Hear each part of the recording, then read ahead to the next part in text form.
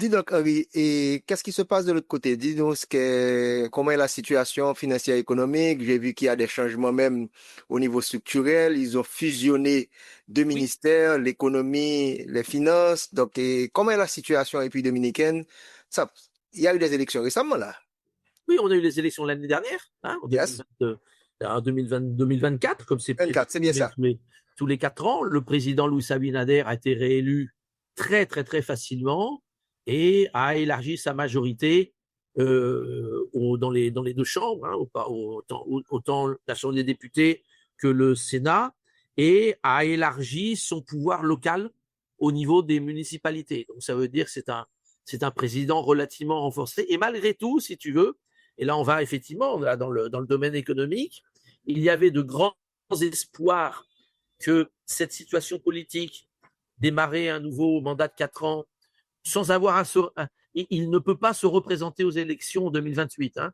La Constitution lui interdit. Donc, il est libéré de ce poids d'essayer d'être très populaire pour regagner des élections. Il n'a plus ce problème-là. Donc, il est dans une situation idéale pour reprendre le chemin des réformes structurelles. Donc, l'année dernière, ça s'est mal passé. Ils ont présenté un projet de réforme fiscale qui s'appelait projet de modernisation fiscale. Le ministre précédent, hein, Ochi Vicente, qui était donc le ministre des Finances, puisque à l'époque, les deux ministères étaient séparés, Finances, donc Hacienda, et le ministère de l'économie. Depuis le mois dernier, ça y est, ils ont été officiellement fusionnés. Le ministre des Finances qui avait présenté le projet, qui a finalement été retiré par le président face à la pression de la rue, hein, il faut bien le dire, les choses comme Oh, elles sont. Vicente a été licencié à cause de la pression de la... Alors, il a démissionné. OK. Il a donné sa démission. Qu'est-ce qu'on lui Effectivement. reproche? Non, mais ça a été un très bon ministre des Finances. Mhm. Mais là où il a échoué, c'est vrai, il a échoué à créer l'espace suffisant, un espace de consensus pour pouvoir approuver une réforme fiscale. Ça n'a pas été fait comme il fallait. Je pense que la narrative, elle n'était pas là. Pas eu suffisamment de contact avec la société civile, avec les entrepreneurs, même avec ses collègues politiques. En fin de compte, la réforme qui était présentée n'était pas bonne. Les mesures étaient perçues comme très négatives, à juste titre, et on ne voyait pas trop qu'est-ce qu'on cherchait vraiment à faire avec tout ça. Le rejet a été tellement unanime de la part de la société, et quand je dis la société en général, hein, c'est-à-dire les gens sont sortis aux fenêtres à donner des coups de casserole, comme on n'avait pas vu depuis le départ, la fin du mandat de Danilo Medina. Euh, le propre parti, beaucoup de ministres ne connaissaient pas le projet, et puis finalement, les mêmes chefs d'entreprise n'ont pas donné leur accord pour tout ça. Ça a obligé très rapidement le président à retirer le projet un samedi de novembre. Ça a été un grand soulagement parce que on avait peur que d'insister à essayer de forcer l'approbation de cette réforme, on aurait pu perdre la paix sociale qui caractérise toujours la République dominicaine, qui aujourd'hui un grand actif de la République dominicaine, au-delà de la situation économique vue de l'extérieur, c'est cette tranquillité qu'on a perdue dans la plupart des pays de la région. Bon, certainement, malheureusement, Haïti est peut-être le pire exemple de ça, mais aujourd'hui, tu vois, la plupart des pays de la région, même des pays qui autrefois étaient relativement tranquilles, ont aujourd'hui de gros problèmes de situation citoyenne, ce qui fait que pour un investisseur, c'est délicat. Bon, le projet a été retiré, et puis les choses étant ce qu'elles sont. Mais Henri, dis-moi, j'interprétais tout ça après la grande victoire politique, comme tu as si bien expliqué, victoire au municipal, victoire au Parlement, qu'il disait j'avais un capital politique assez important, il voulait pousser tout ça. Donc, est-ce que le calcul était mauvais? Qu'est-ce qui s'est passé exactement après une telle victoire politique et d'avoir un échec aussi important? Et n'était-ce, je pourrais dire, tu as bien dit, on pourrait avoir même une petite révolution quand tout le monde était contre ce projet de loi qui a été envoyé au Parlement, au Congrès. Non, ça montre très clairement que ça a été mal géré. OK. Ça a été mal géré. Et donc, là, le président a dit qu'on ne l'y reprendrait plus et qu'on ne parlera plus jamais de réforme fiscale. Bon, d'accord. Ça, c'était au mois de novembre. Je ne sais pas si tu te souviens, dans la politique française de la 4e République, on a eu un président de la Chambre des députés qui s'appelait Edgar Faure. Je ne sais pas si tu te souviens. Edgar Faure est un personnage du centre, donc, il changeait très souvent d'avis. Et un journaliste, un jour, lui disait, mais président Faure, vous êtes comme la girouette, vous changez tout le temps d'avis. Et le président Faure lui a répondu, mais mon cher ami, ce n'est pas la girouette qui tourne, c'est le vent. Le vent. Donc, les circonstances ont changé. Et effectivement, l'ambition du président de la République, qui paraît être une bonne ambition, et là, qui commence à être partagée un petit peu par tout le monde, c'est d'arriver à multiplier par 2 la taille de l'économie dominicaine avant 2040. 2040. Avant 2040, c'est tout près, hein? Ce qui ferait plus de 200 milliards de dollars de PIB. Ah oui, oui, oui, on va terminer cette année autour de 130 milliards. Tu comprends? Oui, oui, oui, oui, 130 milliards à peu près. Alors, ça va dépendre du taux de change. Mais entre 125 et 130, pour avoir une fourchette suffisamment large. Tu sais qu'on a clôturé l'année dernière, que je ne te dise pas de bêtises, ça je l'avais mis à côté pour pouvoir te donner le chiffre. On a clôturé officiellement l'année dernière juste en dessous de 125 milliards de dollars. Juste pour rappel, Haïti, après révision de son PIB, nous sommes à seulement 20 milliards. Waouh. Wow. Après révision, hein? Après révision. Okay. Yeah. Nous sommes à 20 milliards. L'idée, c'est effectivement de doubler la taille de l'économie dominicaine, aussi 250 milliards. Wow.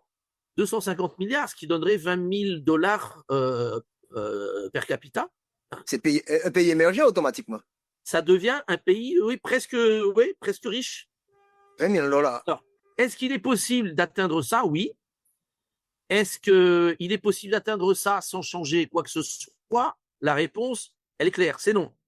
Bien sûr. D'abord, parce que le taux de croissance potentiel, c'est-à-dire, hein, pour ceux qui ne sont pas des spécialistes d'économie, le taux de croissance qu'on estime normal d'avoir, en dessous duquel on n'a pas une bonne performance et au-dessus duquel on crée d'autres problèmes de surchauffe de l'économie. Surchauffe. C'est la surchauffe. Bon, on considérait jusqu'aux années Covid que 5% c'était le taux de croissance potentiel de l'économie dominicaine. Aujourd'hui, je dirais qu'on est en dessous de ça. C'est-à-dire aujourd'hui, probablement, on est plus près de 4 que de 5. Il y a des travaux qui commencent à sortir. Et c'est assez logique parce que si tu regardes ce qui se passe avec l'économie globale fait maintenant entre 3 et 3,1. On a stabilisé, mais on a stabilisé entre 0,7 et 0,8 points en dessous de la croissance que l'on avait avant l'époque du Covid. Donc, si aujourd'hui, au lieu de 5, on a 4% de taux de croissance potentiel, moi, ça me choque pas trop, ça me paraît assez raisonnable. Mais, si tu veux multiplier par 2 la taille de l'économie d'ici 2040, c'est pas avec 4% que tu le fais. C'est pas avec 5%. Tu as besoin d'avoir un taux de croissance potentiel entre 6 et 6,5%. Et ça, Kessner, si tu ne fais pas des réformes profondes comme celles qui ont eu lieu il y a 30 ans, au début des années 2014. Voilà, qui ont permis, d'une certaine manière, cette énorme croissance qu'ont chez la République dominicaine, avec l'inconvénient que cette croissance n'était pas bien distribuée. Cette fois-ci, au départ, c'est plus une question de distribuer bien la croissance. C'est une question d'abord de produire cette croissance, parce que si on ne fait pas de réforme, petit à petit, je crois que le potentiel de croissance va s'asphyxier. Parce qu'aujourd'hui, on a encore une économie qui est, alors, si de plus en plus diversifiée, ce qui est positif, de plus en plus ouverte, ce qui est positif, mais on a encore de grandes zones d'informalité. On a une économie informelle très importante encore au niveau de l'emploi. très informel au niveau des recettes fiscales, très informel au niveau le secteur électrique, catastrophe. Une catastrophe. Kessner, comment est-il possible que la République dominicaine, sur le budget de l'État, on est obligé de transférer l'année dernière 1,7 milliard de dollars aux 3 entreprises publiques d'électricité pour éponger les pertes. Ce n'est pas possible. Ça peut pas continuer comme ça. Las EDES, ce qu'on appelle las EDES, c'est-à-dire les entreprises de distribution de l'État, pour encaisser, pour vendre et encaisser, parce que vendre c'est facile, encaisser, il n'y a que ça qui compte. Pour encaisser l'équivalent de 100 mégas d'électricité, aujourd'hui elles achètent 169 aux entreprises de génération, qui la plupart sont privées. Quoique, on a encore une grosse participation de l'État avec l'usine de Punta Catalina, l'usine à charbon. Ça, c'est pas possible de continuer comme ça. De la même manière, comme on a eu des déficits pas si élevés que ça, parce qu'on a réussi à les contenir autour de 3%, mais autour de 3%, tu n'arrives pas à faire baisser le poids de la dette. Et aujourd'hui, le poids de la dette est 6 points au-dessus de là où il était avant le Covid. La dette du secteur public non financier va terminer l'année entre 46 et 47% du PIB. On était plus près de 40% juste avant le Covid. Donc là, c'est pareil. On ne peut pas retourner à la réalité d'avant le Covid. Le Covid a eu un coût important, et notamment en matière d'endettement, parce que tout ce qui a été mis en place pour protéger l'économie des foyers, des entreprises, a signifié un hyper-endettement que l'on retrouve là. Mais le problème de l'endettement, dans le cas de la République dominicaine, c'est pas tant le stock de la dette que tu mesures comme pourcentage du PIB, parce que 46, 47, il y a beaucoup de pays qui aimeraient en être là. Hein. C'est pas trop élevé du tout, même par rapport aux pays les plus avancés, comme ton pays, la France, les États-Unis. Oui. Ah oui, alors là, ce serait 46, 47, c'est très bien, mais le problème, c'est pas tant ça. Le problème, c'est quand tu compares le service de cette dette et simplement le paiement des intérêts. On ne va même pas parler des remboursements de capital, parce que c'est vrai, sans tomber dans ce que dit M. Mélenchon, qu'on ne va jamais rembourser la dette. Mais c'est vrai que dans la pratique, quand tu es un bon élève, une bonne économie, au moment, quand j'ai besoin de rembourser ma dette à monsieur Kessner, je demande à monsieur Dupont de me prêter de l'argent. Avec cet argent, je peux rembourser monsieur Kessner. Et le jour où je dois rembourser dans 10 ans monsieur Dupont, je demanderai à monsieur Kessner de me prêter de l'argent. Il sera très content parce qu'il aura gagné beaucoup d'intérêts sur ce que je lui aurais payé. Et c'est comme ça que ça marche. Mais le problème, c'est les intérêts. Aujourd'hui, les intérêts de la dette, là, c'est plus de la rigolade. Où est-ce qu'on en est? 2025, le budget 2025, pour la première fois de l'histoire économique de la République dominicaine, ce poste paiement des intérêts représente la ligne la plus importante dans le budget de l'État. Dépassant l'éducation, 4% du PIB? Wow. Oui, monsieur, c'est la première fois. Si tu prends le tableau, alors, si tu prends la classification économique, non, c'est juste en dessous.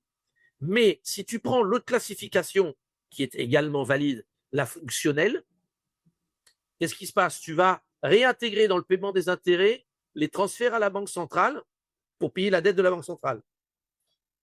Si tu rajoutes les deux, effectivement, aujourd'hui, tu vois, le budget de l'éducation, c'est 319 milliards de pesos. Le budget des intérêts, c'est 339. 339. Donc, quand tu dis la Banque centrale, ouais, ça veut dire qu'aujourd'hui, Kessner, que de chaque, il y a 25% des revenus de l'État ne sont pas disponibles pour faire une politique d'État. Il faudrait, si tu fais la comparaison avec les pays avec lesquels on peut se comparer, on devrait diminuer de 30% le montant des intérêts. Et c'est ce qui a obligé, si tu veux, et c'est un des problèmes aussi de ce ralentissement progressif du PIB potentiel, c'est que donc, quelle est la variable d'ajustement? Puisque tu ne peux pas augmenter le déficit, tu es obligé de faire des coupes ailleurs. Et où ont été les coupes?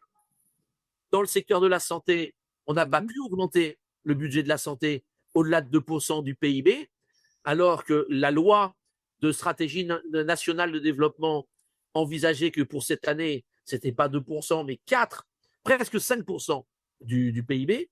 Et et les dépenses de capital, les dépenses en infrastructure, où aujourd'hui on est à peine à 2,5, 2,6% du PIB. Il faudrait qu'on soit au moins à 4%. Alors ça, c'est pas possible parce que donc tu as les transferts pour le secteur électrique qui te bouffent 100 milliards de pesos, mais pire encore, le paiement des intérêts, où probablement aujourd'hui le trop-plein qui est payé chaque année représente là aussi 100 milliards de pesos. Imagine-toi qu'entre ces deux, pratiquement entre ces deux excès de dépenses, tu expliques pratiquement 90% du déficit fiscal. Le reste, du côté des revenus, c'est qu'on a aujourd'hui un taux d'évasion de l'impôt sur les de l'équivalent de la TVA, hein, l'ITBIS, l'impôt sur les ventes, et pire encore sur l'impôt sur le revenu, on a des taux d'évasion qui vont entre 37 et 60% suivant les impôts. Donc là, il y a des revenus potentiels qu'il va falloir chercher. C'est pour ça qu'il faut faire des réformes. Il faut arriver à intégrer dans l'économie toutes les très petites entreprises qui aujourd'hui ne voient absolument aucun bénéfice à rentrer dans le système. Ça, il y a deux fois là, hein, Henri, tu parles de la dette et ouais. de l'électricité qui entrave la compétitivité de l'économie en quelque sorte. Donc là, il faudra augmenter les recettes. Mais est-ce que la société dominicaine, je parle du secteur des affaires, je parle de la classe moyenne, cette ambition de passer à plus de 200 milliards de dollars américains de PIB pour un petit pays physiquement quand même au niveau de la Caraïbe, qui a acheté cette vision? Est-ce que cette vision est bien vendue? Ils veulent être la première économie, non seulement au niveau de la Caraïbe, mais l'une des plus fortes économies de l'Amérique latine de la Caraïbe. Mais il faut payer. Il faut qu'il y ait une diminution de l'évasion fiscale. Il faut que le secteur des affaires, j'ai pas ressenti le secteur des affaires lorsque Abinader a vendu ça pour dire, OK, d'accord, mes amis, il faut faire l'effort.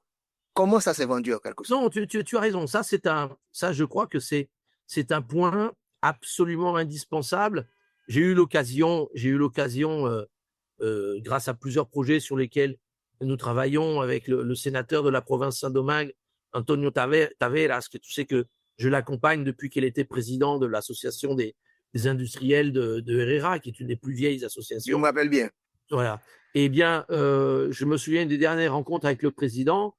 Je lui avais dit, président, plus que les propres mesures, ce qui est important, c'est le discours, c'est la narrative.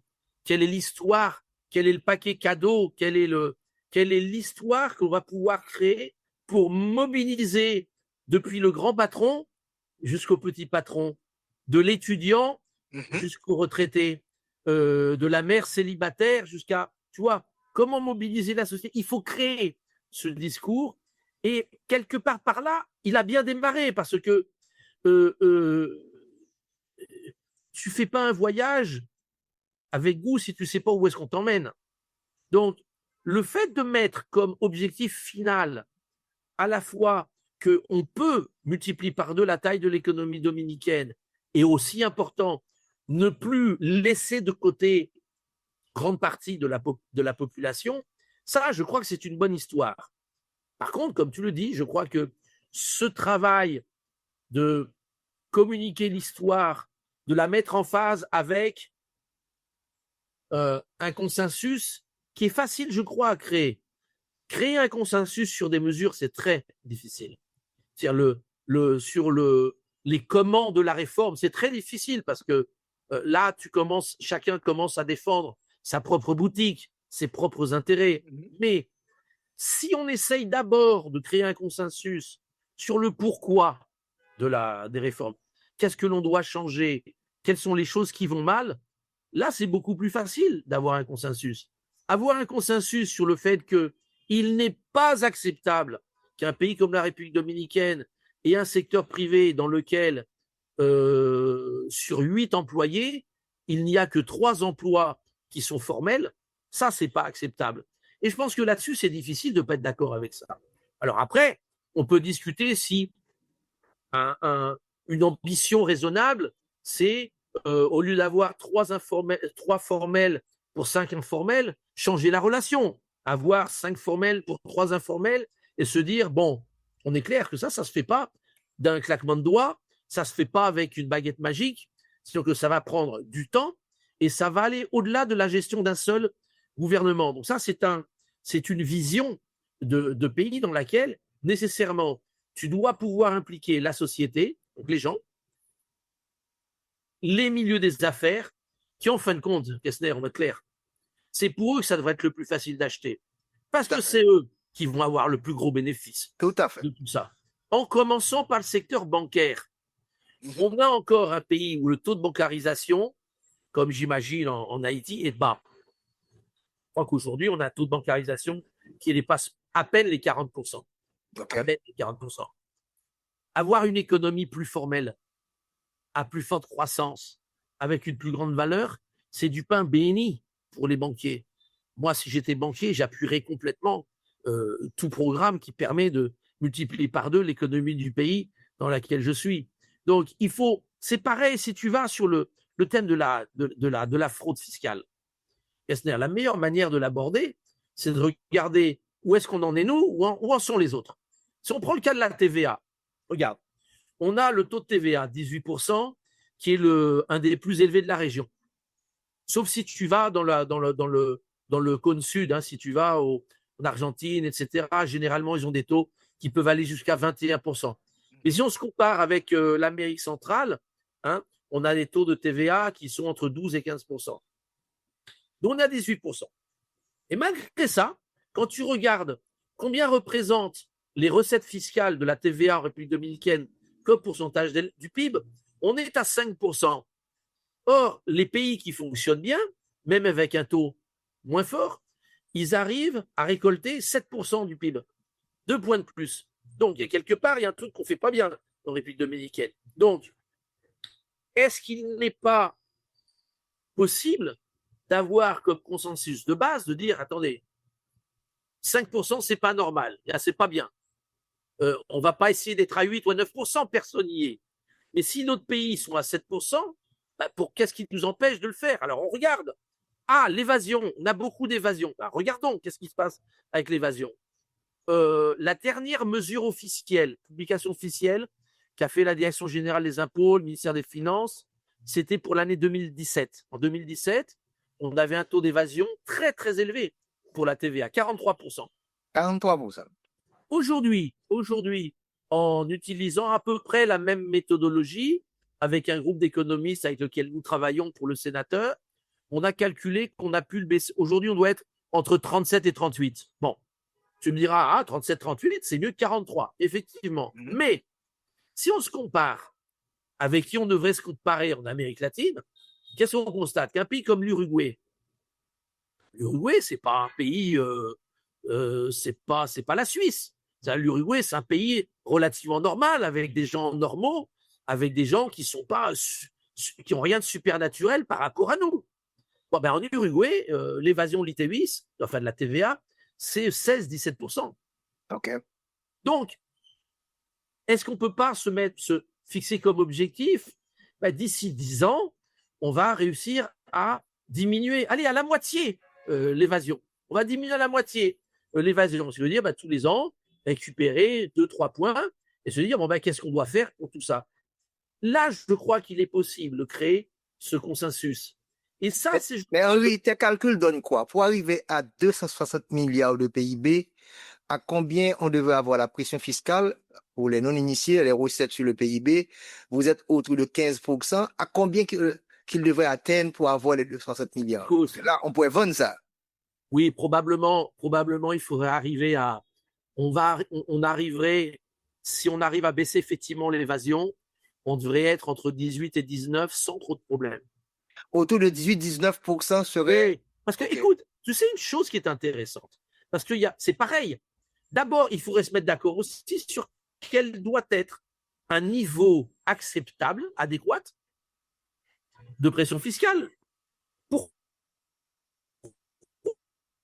ne pas avoir ces débats, il faut avoir avec le reste des gens. C'est bien, alors tu me diras, et tu auras certainement raison. Si tu me dis que comparaison n'est pas raison, c'est probablement vrai. Mais on va dire que parfois, les comparaisons nous aident à voir les choses comme elles sont. Or, tu vois qu'au niveau des recettes fiscales, si on fait la comparaison post-Covid, allez, on va dire, tu prends 2022, 2023, 2024, on prend les 8 pays principaux de l'Amérique du Sud, on va dire les grandes économies de l'Amérique du Sud. On a aujourd'hui une pression fiscale qui, en moyenne, est autour de 20%. Autour de 20%. OK ? Bon. Aujourd'hui, la moyenne des 3 dernières années de la République dominicaine est à 15,3. Donc, il faudrait arriver à s'approcher, peut-être, je dirais, minimum 19, maximum 20. Ça, c'est du côté des recettes. Et la brèche que l'on a, elle est principalement de ce côté-là, Kessner. J'ai regardé dans le cas de la TVA, pour arriver de 5 à 7%, hein, c'est 2 points. C'est la moitié de ce qui manque. Et l'autre moitié, c'est avec l'impôt sur le revenu. Okay? Tout à fait. Maintenant, quels sont les secteurs porteurs qui vont permettre d'avoir de 130 à 260 milliards? Sur quel secteur qu'ils comptent pour faire ça? Bien, ben, écoute, alors déjà, il faut bien comprendre qu'est-ce que ça veut dire de multiplier par 2 la taille de l'économie. Puisqu'on la mesure à travers le PIB, ça veut dire, très simplement, sur le papier, c'est multiplier par 2 toute la production des biens et des services. C'est ça. Donc ça veut dire produire plus. Parce que tu consommes plus en apportant plus, tu n'as pas augmenté le PIB. Tu as augmenté peut-être la taille de l'économie si tu la mesures d'une autre façon. Mais si on la mesure à travers le PIB, qui est donc la somme de tous les biens et services, donc ça veut dire déjà continuer à renforcer les secteurs qui aujourd'hui sont porteurs, qui te permettent de créer de la valeur. On parle du tourisme. On parle évidemment du tourisme, mais là, à un moment donné, ce n'est plus parler du tourisme simplement en quantité de touristes, sinon de valeur de tourisme. Très récemment, Franck Ranieri, qui est un des personnages emblématiques du tourisme en République dominicaine, qui a créé Punta Cana, effectivement, et qui est, important de le rappeler, tu sais que Punta Cana est l'aéroport privé le plus grand au monde. Au monde? Oui. Parce que c'est un aéroport privé, Punta Cana. Je savais que c'était pour l'Amérique latine. Ah oui, non, au monde. Oui. C'est le premier, parce que traditionnellement, tous les aéroports, regarde l'aéroport de Saint-Domingue, il est opéré par une compagnie privée, mais c'est pas un aéroport privé, c'est une concession. Donc, dans le cas de Punta Cana, qu'est-ce qu'il a dit, Franck Ranieri? Bien sûr, on peut toujours avoir plus de touristes. Hein, mais maintenant, ce qui est important, et là, on va gagner beaucoup plus d'argent, c'est qu'aujourd'hui, si on regarde les revenus moyens par touriste, qui peuvent être, je vais dire n'importe quoi, $200 par jour, l'objectif va être d'arriver à 300, 350 $ par jour. Et là, ça devient intéressant parce que tu sais qu'une des caractéristiques du tourisme dominicain, si on le compare avec les autres marchés de la région, il n'y en a pas d'autres où la participation de la production locale est aussi importante dans la consommation du touriste. En gros, sur ce qui est la partie alimentaire, le food and beverage, on est à pratiquement 90% de ce que consomment les touristes en République dominicaine est produit en République dominicaine. Donc ça, c'est une chose. Deuxième chose, on a une agriculture qui, aujourd'hui, a une caractéristique que non seulement elle doit alimenter le marché de République dominicaine, le marché des touristes, mais d'une certaine manière, je sais qu'on envoie toujours beaucoup d'aliments en Haïti, et on exporte de plus en plus d'aliments sur les autres marchés. On a un cas fantastique. Tu me dis que l'agriculture dominicaine arrive à nourrir les 12 millions de touristes que vous attendez cette année, et vous avez à peu près 11 millions d'habitants, et vous arrivez à exporter également. Donc l'agriculture, ça fonctionne bien. Oui, on importe certaines choses, bien évidemment. On est obligé d'importer, toi. Quand tu regardes l'alimentaire, tu vois, par exemple, la production de poulet, ça ressemble presque à la production que tu as dans certaines zones franches. C'est de la maquille. Les intrants importés sont très importants. OK. Mais ça n'empêche pas qu'effectivement, on n'a pas besoin d'importer des poulets. on les produit sur place. La même chose les œufs. Et là, pratiquement, si tu veux, avec 90% des aliments que consomment les touristes, c'est produit. Qu'est-ce qu'ils consomment qui on ne produit pas ici? Le whisky, s'ils vont dans des hôtels, on leur donne vraiment du whisky écossais. Sans ça, tu sais très bien ce qui se passe. Hein. Dans les hôtels beaucoup moins chers, tu as du whisky, mais c'est du whisky qui est fabriqué à Puerto Plata ou à Santiago. Hein. Donc, lorsque le touriste va, l'agriculture fonctionne bien. Je vais te dire une chose, c'est aujourd'hui, la relation, elle est tellement, cette symbiose entre le tourisme et l'agriculture fait que tu sais qu'aujourd'hui, le principal marché d'exportation de l'agriculture, c'est bien sûr le tourisme, mais je crois que le tourisme dominicain n'aurait jamais pu être aussi compétitif si on n'avait pas cet accès à... Très bon point. Et non seulement dans l'alimentaire. Hein. Après, sur l'industriel, c'est pareil, tout ce qui est produit d'entretien, etc., etc. Donc, ça, je crois que ça, c'est un point fort. Alors après, évidemment... Le secteur industriel, comment c'est? Le secteur industriel, alors. Là, ce qui est intéressant, c'est de voir ce qui s'est passé avec les zones franches. On est passé d'un modèle de zone franche jusqu'on va dire pratiquement en 2004, quand il y a eu le changement, hein, la fin de la parité textile, je crois que ça s'appelait comme ça, hein, quand on a libéré le marché américain sans quota pour les exportations chinoises. Qu'est-ce qui s'est passé? On avait des zones franches qui, en République dominicaine, avec 80% de ce qui était exporté, c'était des textiles. Et généralement, des textiles avec peu de valeur ajoutée, où typiquement, on va dire que le profil de la personne qui travaillait dans la zone franche, c'était une femme avec un degré d'instruction assez limité. Voilà. Aujourd'hui, la République dominicaine s'est convertie en un pôle d'excellence pour des choses tellement technologiques qu'on n'aurait pas cru que c'était possible en République dominicaine. Aujourd'hui, vous n'êtes pas dans le microprocesseur quand même. Hein? Vous n'êtes pas dans le microprocesseur. Ben, ça va venir. Ça, c'est la prochaine étape. Et ça, c'est le mot magique.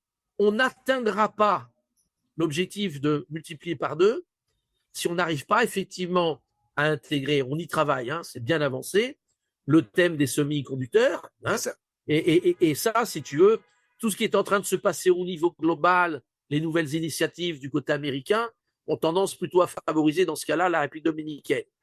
Mais ça, c'est d'autant plus faisable aujourd'hui que si tu prends, trois exemples différents. Tout ce qui est medical devices, hein, les dispositifs médicaux. Les produits, je suis sûr que vous êtes très avancé, les produits pharmaceutiques, tout ce qui a... Voilà, on est aujourd'hui dans le top 10 au niveau mondial. Aujourd'hui, on a tous les grands noms de l'industrie produisent maintenant directement en République dominicaine. Ce qui veut dire, et là, ça fait peut-être partie de comment on va arriver à multiplier la production, tous ces changements de règles sur les droits de douane, ça crée un sacré bordel, si je peux me permettre l'expression. Hein. Mais dans le cas de la République dominicaine, où effectivement, on est passé de 0 à 10, très injuste. Moi, je considère que les États-Unis sont très injustes envers la République dominicaine. Mais bon, on est passé de 0 à 10. Là, ce qui est important, c'est de voir nos concurrents où est-ce qu'ils en sont. Oui. Sauf le cas du Mexique, qui n'est pas malheureusement terminé. Ce qui fait qu'aujourd'hui, le Mexique ne paye pas 10, il paye 0. Sauf le cas du Mexique, qui, j'espère qu'à un moment donné, la négociation va se terminer et ils auront des conditions tout à fait similaires à celles de la République dominicaine. Tu prends par exemple le cas du Costa Rica, qui est un des grands compétiteurs, un des grands concurrents de la République dominicaine. Le Costa Rica, qui initialement était à 10, il est passé à 15. Il est passé à 15 pour la raison principale que, c'est vrai, c'est un des rares pays de la région de cet hémisphère qui a, dans l'hémisphère sud, hein, je parle bien évidemment, pas le cas de Mexique et du Canada, qui a, tout comme le Mexique et le Canada, un excédent commercial vis-à-vis des États-Unis, ce qui n'est pas le cas de la République dominicaine. La République dominicaine est un tellement bon client des États-Unis, tellement bon client, que malgré tout ce qu'on vend aux États-Unis, aujourd'hui, le déficit commercial de la République dominicaine vis-à-vis des États-Unis nous place sur une liste de 206 pays. On doit être numéro 6 ou numéro 7. On est le meilleur ami des États-Unis sur la partie commerciale. Pour ça, c'est très injuste qu'ils nous aient mis le 10%, mais c'est ce qu'il y a. Donc, si on va au Nicaragua, alors le Nicaragua, il a un double inconvénient. Oui, Il a un politique. inconvénient qu'il a, il a un excédent commercial, parce qu'ils n'achètent rien aux États-Unis, Ouais. et ils exportent des cigares, ils exportent beaucoup de viande, ils exportent du sucre. Et en plus de ça, bon, il y a un thème qui est politique. Donc là, évidemment, ils sont à 18. Donc là, on va récupérer probablement quelques exportations de cigares. On va certainement prendre la place. L'Équateur est à 15. Mais ce qui est intéressant, c'est que les pays asiatiques, Ah oui, la voilà. différence de nous, ont, eux, alors tous des balances commerciales tellement excédentaires par rapport aux États-Unis. Là, on parle pas de 10 ou 15, on parle de 20, 25. Qu'est-ce qui se passe? C'est que Même les bons amis, les Taïwanais. même les bons amis, ah, mais non, mais là, c'est ça, avec les États-Unis, c'est comme on dit en France, hein, les bons comptes font les bons amis. Ben, s'il y a des mauvais comptes, vous êtes un mauvais ami. Et là, effectivement, si tu avais un excédent commercial, tu partais mal pour faire la négociation. Donc, qu'est-ce qui se passe? C'est qu'on a donc des pays asiatiques avec lesquels la République dominicaine est en concurrence féroce sur le thème de la partie santé, la partie médicale. Beaucoup d'entreprises, de ces entreprises qui sont présentes aujourd'hui en République dominicaine, et très contentes parce que ça fait plusieurs années qu'elles font du bon business en République dominicaine, elles ont généralement également d'autres facilités de production sur le continent asiatique. Qu'est-ce qu'elles sont en train d'évaluer, bien évidemment, Kessner? Attendez, mais si c'est 10 depuis la République dominicaine et c'est de là-bas, je ne dis pas qu'on va tout déplacer, Ouais. on va déplacer une grande partie. Donc aujourd'hui, la République dominicaine a une extraordinaire possibilité de continuer à développer son business grâce à cette proximité aux États-Unis, et ça inclut des entreprises européennes, etc., etc.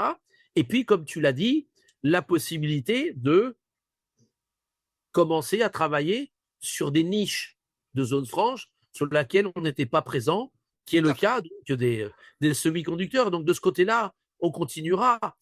Tout ce qui est agroalimentaire, je pense que là, il y a un gros potentiel pour la République dominicaine, parce que je crois qu'on ne transforme pas suffisamment encore ce que l'on produit. On exporte encore beaucoup de matières premières, et ça, on peut transformer. Ça, c'est important.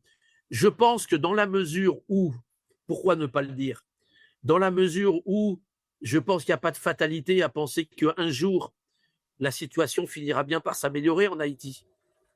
Non, là, et cette émission qu'on fait là, c'est pour montrer à Haïti toutes les opportunités qu'il y a, si on peut avoir la stabilité politique. Et ce que vous avez obtenu en 1994, les 30 dernières années, on sait bien ce qui s'est passé.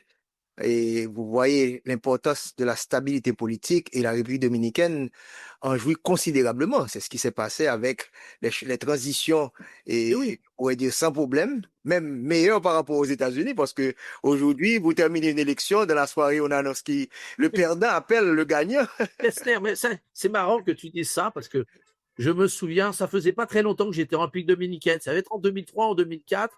Il y a une compagnie américaine de tourisme qui démarrait un projet sur la côte nord, à Puerto Plata.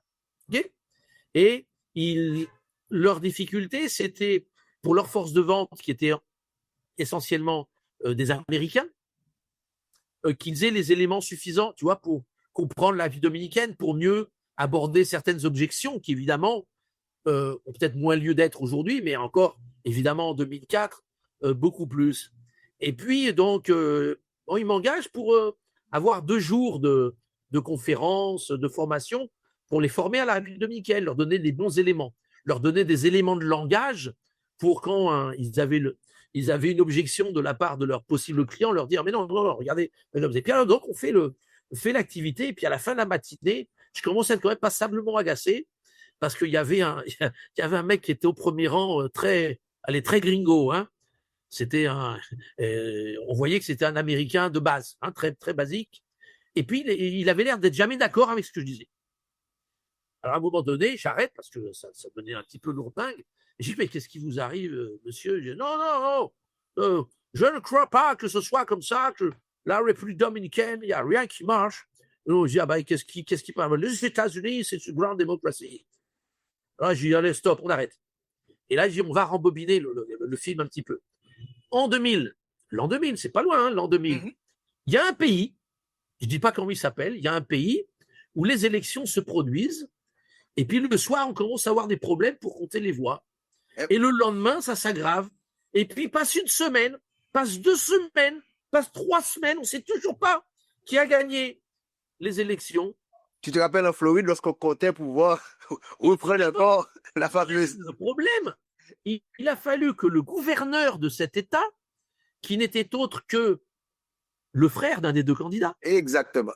prenne la décision et permette de résoudre cette impasse. Voilà, tout le monde était mort de rire. Et je dis, attendez, c'est pas fini.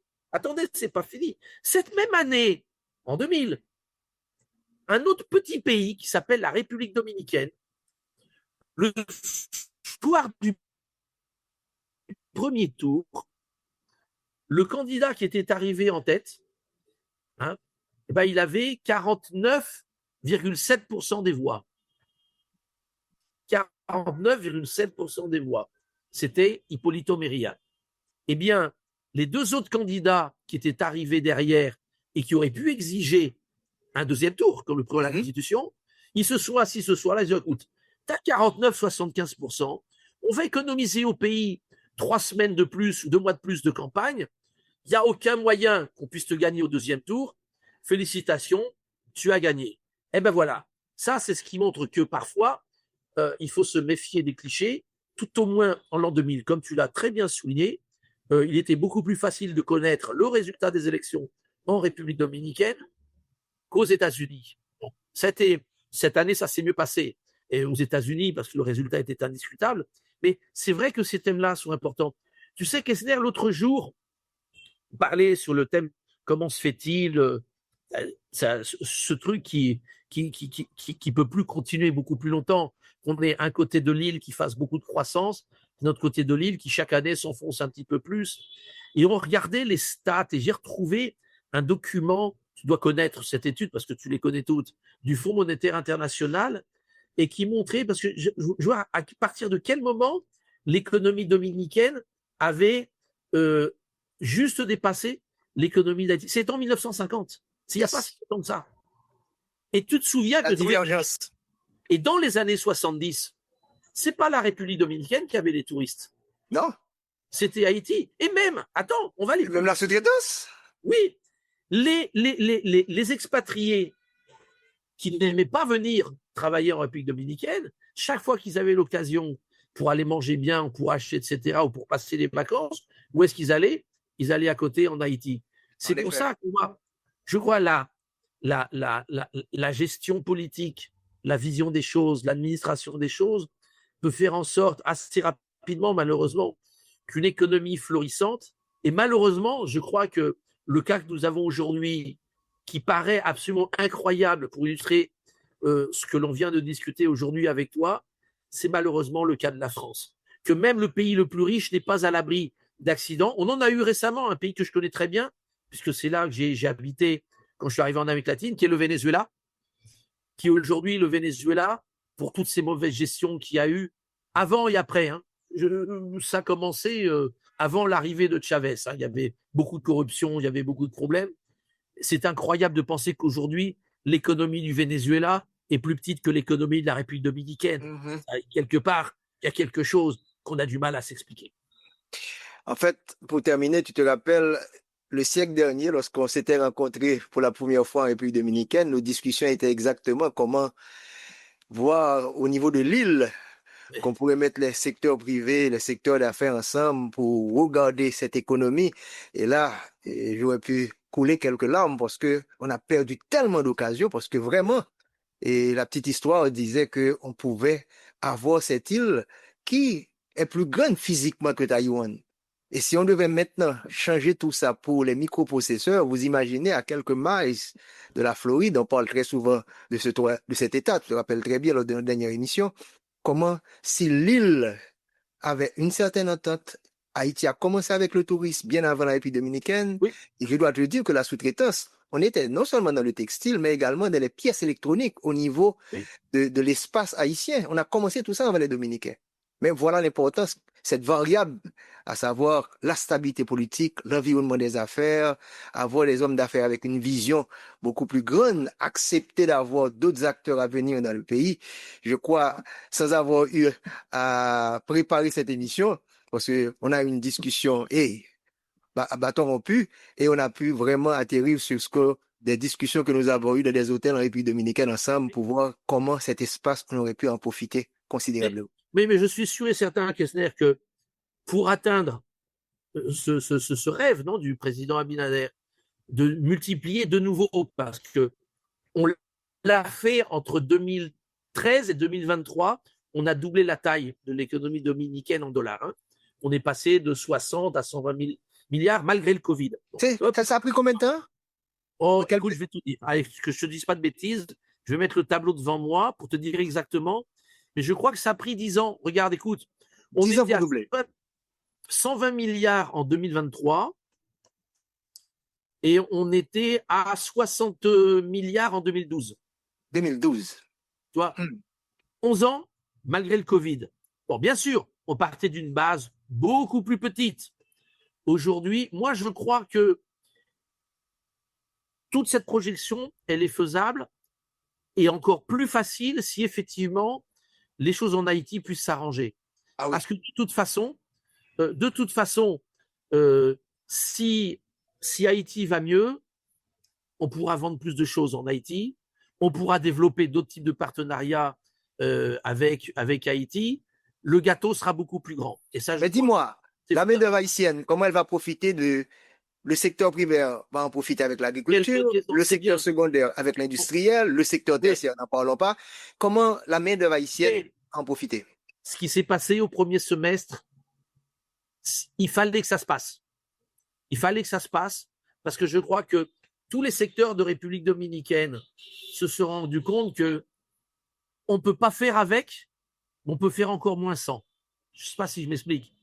Tu Hum, prends trois secteurs qui sont fondamentaux pour le rythme d'activité ou pour l'activité en général. L'agriculture, la construction, mais également le tourisme. Euh, on ne peut pas continuer de faire comme si les Haïtiens ils n'étaient pas là alors qu'ils sont là, hum. parce que si on ne veut pas qu'ils soient là et s'ils ne sont pas là, on n'arrive pas à travailler. Bon, ça veut dire que il faut organiser tout ça. Il faut organiser beaucoup plus ça. Il faut que ces flux soient formalisés des deux côtés. On reconnaît que c'est pas simple, parce que sinon, il y a longtemps, certainement, ça soit fait. Je crois qu'il y a beaucoup d'intérêt un petit peu partout à ce que les choses ne changent pas, mais je crois qu'à la longue, il y a plus d'intérêt à ce que les choses puissent se faire.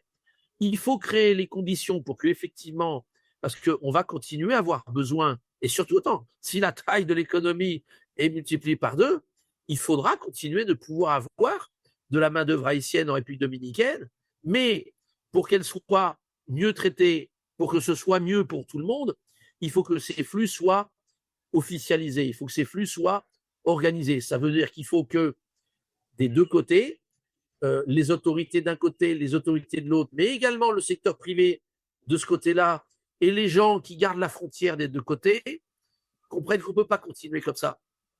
On ne peut pas continuer comme ça, parce que c'est profiter du malheur des gens. Tout à Et fait. on le voit bien. On le voit bien. Donc, je crois que ce qui s'est passé cette année, tu vois, que le secteur de la construction a eu un premier semestre terriblement mauvais, hein. On a eu 3 trimestres consécutifs à une croissance négative. Je ne suis pas en train de te dire que la seule explication, ça a été le thème haïtien, mais ça a été la différence cette fois-ci par rapport à d'autres époques. On a eu la même chose avec l'agriculture, un petit peu moins. On l'a eu également avec le secteur tourisme. Donc, écoute, on est les locataires, en fait, on est les locataires du même immeuble. On habite sur le même étage. Mhm. À un moment donné, c'est pas possible, c'est pas durable. C'est pas durable que une Les partie, tensions soient aussi graves. Tout à fait. voilà, c'est pas possible. Donc, je pense que si effectivement l'économie dominicaine peut aller mieux, ça pourrait servir également, j'espère, à ce que les problèmes, mais c'est compliqué. Et là aussi, c'est vrai qu'une des choses qui est difficile parfois, c'est que pour pouvoir faire ces choses-là, il faut avoir un interlocuteur également de l'autre côté, et c'est parfois ce qui a manqué. Donc, doubler, je pourrais dire, l'économie dominicaine demande qu'il y ait une entente entre les Dominicains et les Haïtiens, particulièrement la main-d'œuvre haïtienne en République dominicaine. Bien sûr, Merci. bien sûr. On Merci à termine toi. avec deux indicateurs, le taux de change et l'inflation. Alors écoute, sur l'inflation, on n'a pas trop de problèmes ici. Ça fait 20 mois consécutifs qu'on est en dessous de 4% par an. Donc c'est bien maîtrisé. Surtout parce que, tu sais, on a un mécanisme depuis 2022 qui fait que les prix des principaux carburants, les deux gasoil, l'essence et le GPL sont congelés. Ça a permis d'éviter les soubresauts dans l'économie, ça c'est bien. L'électricité aussi, le prix est congelé, donc on n'a pas eu beaucoup de problèmes de ce côté-là. Le taux de change, c'est un petit peu plus complexe parce qu'avant, jusqu'en 2019, on était habitué à ce qu'il n'y ait pas de grosse variation du taux de change. Tu regardes la ligne du taux de change de 2004 à 2019, c'est une ligne droite assez ennuyeuse d'ailleurs. Oui, Il n'y a pas de variation. il n'y a rien à observer là. Si tu sais tracer une ligne Autour de droite, 67 pesos, hein? oui, c'est ça. C'était plus pour géomètre que pour économiste. Bon. À partir de 2020, il y a un truc qui a changé. Alors, ce serait intéressant, ça c'est un bon sujet de recherche pour les économistes. Pourquoi ce qui était bon jusqu'en 2019 n'est plus bon maintenant? Où effectivement, on voit, sauf l'année dernière 2024, que on a des variations importantes. Tu vois que, par exemple, cette année, on a démarré l'année à 61 pesos 32, le dollar. Il est monté jusqu'à 64,40 en mars. Il est tombé en mai à 58,88, ce qui est une grosse différence. Et là, on est reparti à la hausse. Et aujourd'hui, on est presque à 64, on est plus proche de 64 que de 63. Et cette tendance, tu vois, à monter en début d'année, tomber en milieu d'année et recommencer à monter jusqu'à la fin de l'année, ça a été le cas de 2021, de 2022, de 2023 et de 2025. Ce qui fait que les gens qui ne sont pas trop habitués à ça, à ce que le taux de change peut fluctuer, je dis par exemple, moi aujourd'hui, j'ai eu 3 interviews de la télévision dominicaine et la question c'était ça. Qu'est-ce qui va se passer avec le taux de change? Parce qu'effectivement, il y a des gens qui perdent, il y a des gens qui gagnent chaque fois que le dollar augmente. Dans la mesure où on attend qu'aux États-Unis, à partir du 17, je pense que la Réserve fédérale va commencer à baisser les taux Oui. d'intérêt. C'est pratiquement sûr. Et on l'a vu aujourd'hui, le dollar a beaucoup baissé sur le marché international. Hein. Et le taux L'euro de a. chômage, comment ça a été? Aujourd'hui, on devait Non, publier ça. ici, tu sais, ici, le taux de chômage, ça ne veut pas dire grand-chose. Ce qui est intéressant, c'est de voir davantage le, la partie de l'informalité dans le Ok. travail. Enfin, aujourd'hui, on a en gros, doit avoir, d'après l'étude de la Banque centrale, 5 200 000 personnes qui travaillent. De ces 5 200 000, il doit y avoir 2,4 millions qui sont des emplois formels. Ok. Ok, ça veut dire qu'on a aujourd'hui un taux d'informalité dans le secteur privé qui est encore autour de 60%. A beaucoup baissé, hein, ça a baissé, mais on devrait être à moins de 30%. Donc là, ça fait partie justement de toutes ces réformes. Comment on va réussir à formaliser l'économie dominicaine, faire en sorte que les petites entreprises, qui sont celles qui vont donner beaucoup de dynamisme à l'économie, puissent participer. C'est ce qui permettra de faire en sorte que tout le monde puisse avoir la sécurité sociale, puisse avoir des meilleurs salaires et que l'État, à ce moment-là, puisse augmenter naturellement ses revenus. La meilleure façon d'augmenter les revenus, c'est qu'il y ait de la croissance. Hein, et que cette croissance ne disparaisse pas dans les tuyaux de l'économie. On est arrivé à la fin, je ne peux pas oublier de demander quand même comment c'est distribué au niveau du territoire national, parce que je sais qu'avec le PLD, on était beaucoup plus vers l'axe Santo Domingo pour aller vers la Romana et Punta Ouais. Cana. Maintenant, je sais que Santiago, qui nous intéresse dans le nord, la partie septentrionale, donc est-ce qu'il y a une bonne redistribution Ça, de la richesse? c'est très intéressant. Il y a peu de gens qui font cette question-là, qui posent cette question-là en République dominicaine. Mais je pense que ça, c'est une caractéristique positive de l'actuelle administration du président Abinader, qu'il n'y a plus cette concentration absolue de l'investissement public dans la capitale Mhm. et l'axe de l'Est. Aujourd'hui, tu vois, on a un gros développement à Pedernales. Ça y est, le tourisme a décollé. On va recevoir 100 000 croisiéristes cette année à Pedernales. Paola. Oui, et je pense qu'on aura les premiers hôtels pourraient être ouverts d'ici la fin de l'année prochaine. Ça, c'est positif. On voit la construction de ce pôle énergétique à Manzanillo, où là, pratiquement, je pense Mhm. que ça devrait être inauguré l'année prochaine et qui va renforcer Santiago. Moi, je vais beaucoup plus souvent maintenant à Santiago. Je travaille avec les industriels de Santiago. Attends, c'est extraordinaire le développement que connaît Santiago, hein, avec le métro, le téléphérique, mais avec une caractéristique importante. Politiquement également, Ah oui, le PRM, quand même, c'est la base de Santiago, hein? On est oui, d'accord? et puis attends, Santiago a toujours été très influent dans la politique dominicaine, hein.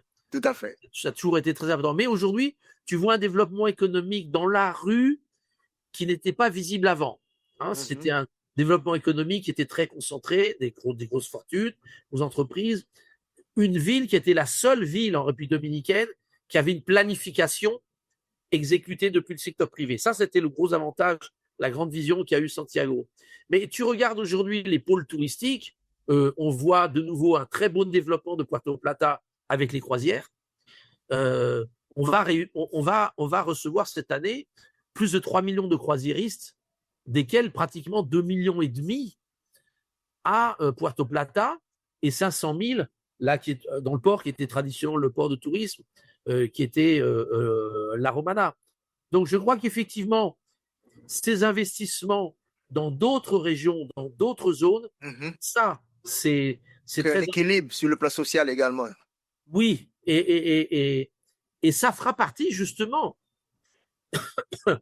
de la manière à arriver à multiplier par deux Tout à le fait. PIB, à rééquilibrer et faire en sorte que, tu sais qu'il y a eu une étude qui a été faite, je crois, en 2017 par la Banque mondiale ou le BID en République dominicaine, et que tu disais que le principal facteur d'inégalité en République dominicaine, c'était ton endroit de naissance. Mhm. En fonction de la province dans laquelle tu étais né, tes possibilités de développement étaient conditionnées principalement par ton lieu de naissance. Terrible. Donc ça, aujourd'hui, ça y est, on a la loi de développement territorial qui a été passée. Donc aujourd'hui, on a au niveau de chaque ville, au niveau de chaque région, on va pouvoir mieux planifier le territoire. Et ça, c'est fondamental parce que même si on est un pays relativement petit, si on se compare par rapport aux pays européens, regarde la Belgique, elle n'est pas plus grande que la République dominicaine. Mhm. Donc, on va avoir besoin de mieux exploiter le territoire dominicain de telle manière qu'on puisse développer et le tourisme et le secteur minier. Kessler, la République dominicaine, elle a de la chance. On gagnait déjà bien avec 1 500 $ l'once. Maintenant, on est à 3. Tu te rends compte? On est passé hier, on a dépassé les 3 600 $ l'once. Mhm. L'or a augmenté de 1 100 $ en 52 semaines. Et là, Goldman Sachs vient de publier, là aujourd'hui à New York, une étude qui dit que si les tensions continuent, et elles vont continuer, entre la Réserve fédérale et la Maison-Blanche, on risque d'atteindre les 4 000 $ l'once d'ici la fin de l'année. Et on te parle de 5 000 $ pour l'année prochaine. Imagine-toi, c'est une quantité astronomique d'argent. Et là, je crois que si effectivement on arrive à développer nos mines au-delà de la zone qui est actuellement celle-ci, sinon là où c'est plus proche, San Juan de la Maguana et tout ça, Mhm. je Le Grand sais que Nord. vous avez les mêmes ressources minières du côté haïtien. C'est pour ça que le jour où vous allez pouvoir récupérer un petit peu plus de calme dans la, dans les, dans l'institution haïtienne, là, si vous pouvez commencer à récupérer, à capter les investissements miniers, ça, c'est une source extraordinaire de financement pour le pays, parce qu'il n'y a aucun doute que vous avez des ressources minières qui, aujourd'hui, pour tout un tas de raisons, ne sont pas exploitées. Henri Hébrard, merci beaucoup. Un grand après-midi que nous avons eu ensemble pour discuter d'Haïti, de la République dominicaine. On se rappelle du bon vieux temps, Ouais. lorsqu'on faisait les discussions. Un dernier mot? Bah, écoute, j'ai pris un grand plaisir à avoir cette conversation avec toi. Il faut qu'on fasse ça plus souvent. Je crois Tout que à fait. Tout à fait, on l'espère. c'est très très bien. Et puis écoute, j'espère qu'effectivement tout le développement de ce qui se passe et avec les États-Unis dans la région, et puis cet agenda de la République dominicaine de multiplier par deux sa taille économique, bah, j'espère que ça puisse servir d'une certaine manière de locomotive pour aider à ce que Haïti puisse récupérer le terrain perdu, et puis que bah, les prochaines générations puissent avoir un meilleur futur. Je On a crois que beaucoup c'est très appris. important pour Haïti, mais ça l'est également pour la République dominicaine. Tout à fait. Merci Henri, bon week-end et on se reverra.